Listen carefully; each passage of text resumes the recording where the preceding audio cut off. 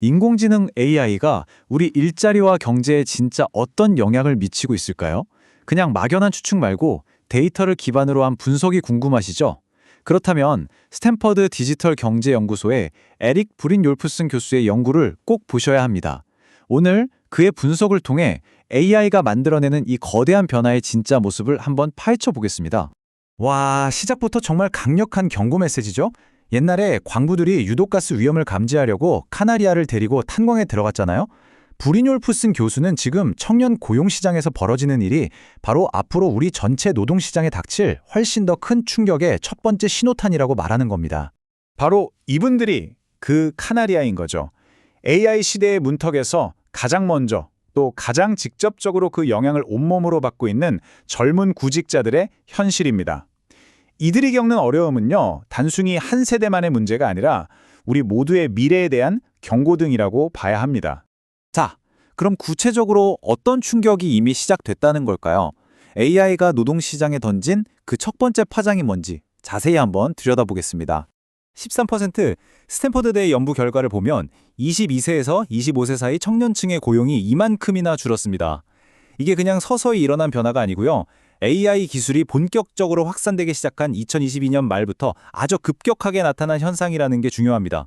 그런데 여기서 정말 흥미로운 지점이 있어요. AI 영향이 모두에게 똑같이 가는 게 아니라는 겁니다.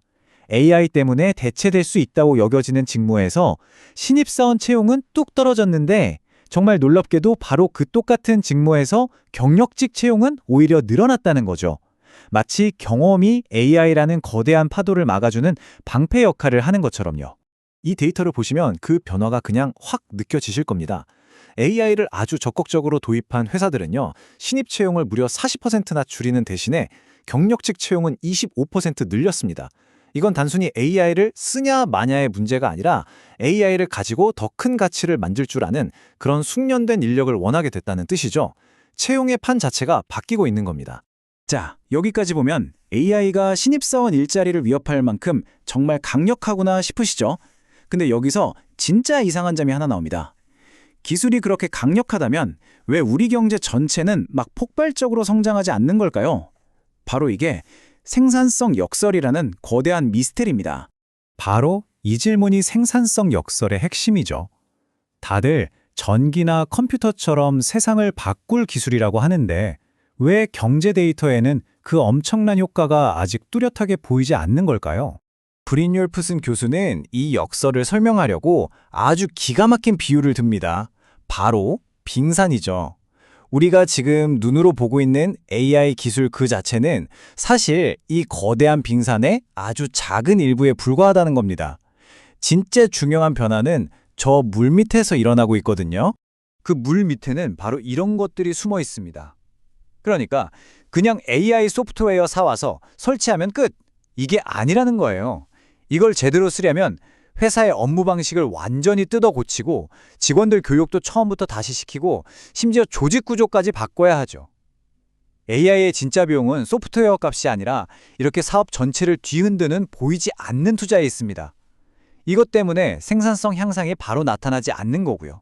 사실 이런 일은 역사적으로 처음이 아닙니다.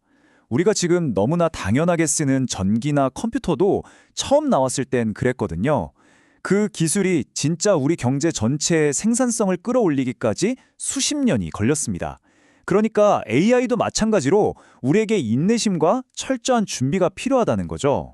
자, 그럼 이제 어떻게 해야 할까요? 이 거대한 변화의 파도 속에서 우리는 어떻게 살아남고 더 나아가 어떻게 번영할 수 있을까요? 개인과 기업, 그리고 정부가 뭘 해야 하는지 구체적인 전략들을 한번 살펴보겠습니다. 특히 지금 가장 시급한 청년 고용 위기를 풀기 위해서 브린율프슨 교수는 결국 사람과 경험에 투자해야 한다고 강조합니다. 베테랑 직원과 신입을 연결해주는 멘토링을 강화하고 학교에서 배운 것과 실제 현장의 차이를 줄일 수 있게 인턴십이나 현장 실습을 대폭 늘려야 한다는 거죠. 그리고 미래 인재들이 계속 나올 수 있도록 그 파이프라인 자체를 보호해야 한다고 말합니다. 결국 아무리 기술이 발전해도 해답은 사람과 사람 사이에 있는 것 같습니다. 이렇게 경험 많은 선배가 후배 손 한번 잡아주고 자기 노하우를 직접 전수해주는 것, 어쩌면 이게 그 어떤 비싼 AI 기술 교육보다 더 중요할 수 있다는 이야기죠.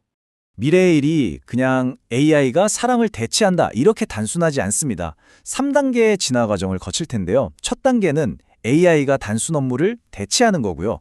그 다음은 AI가 인간의 능력을 더 강하게 보완해주는 단계. 그리고 최종적으로는 인간과 AI가 한 팀이 되어서 완전히 새로운 일을 하는 협업 모델이 나타날 거라는 겁니다. 바로 이런 모습이 우리가 가야 할 미래겠죠. 서로 일자리를 뺏고 뺏기는 경쟁 상대가 아니라 각자 잘하는 걸 합쳐서 함께 더 큰 가치를 만들어내는 멋진 파트너가 되는 겁니다. 네, 우리는 지금 정말 중요한 갈림길에 서 있습니다. 엄청난 기회가 될 수도 있고 반대로 엄청난 도전이 될 수도 있죠. 오늘 우리가 어떤 선택을 하느냐에 따라 미래의 모습은 완전히 달라질 겁니다. 우리 앞에는 크게 두 가지 길이 있습니다. 한쪽은 대량 실업과 극심한 불평등으로 가는 어두운 미래고요. 다른 한쪽은 생산성이 폭발하고 모두가 그 혜택을 누리는 밝은 미래입니다. 여기서 제일 중요한 건 뭐냐면 어느 길로 갈지 아직 정해지지 않았다는 사실입니다. 우리가 현명한 선택을 한다면 정말 이런 미래를 만들 수 있습니다. 기술 덕분에 우리 삶이 더 풍요로워지고 사회 전체가 함께 발전하는 우리가 꿈꿔왔던 바로 그런 세상 말이죠. 그래서 진짜 핵심은 이겁니다. 미래는 기술이 저절로 만들어주지 않습니다. 바로 우리가 어떤 정책을 만들고 어떤 사회적 합의를 이루고 어떤 선택을 하느냐에 따라 그 모습이 결정되는 겁니다. 그 힘과 책임이 우리 모두에게 있습니다. AI는 이미 우리 곁에 와 있습니다. 이제 선택은 우리의 몫입니다. 여러분은 그리고 우리는 과연 어떤 미래를 선택하게 될까요?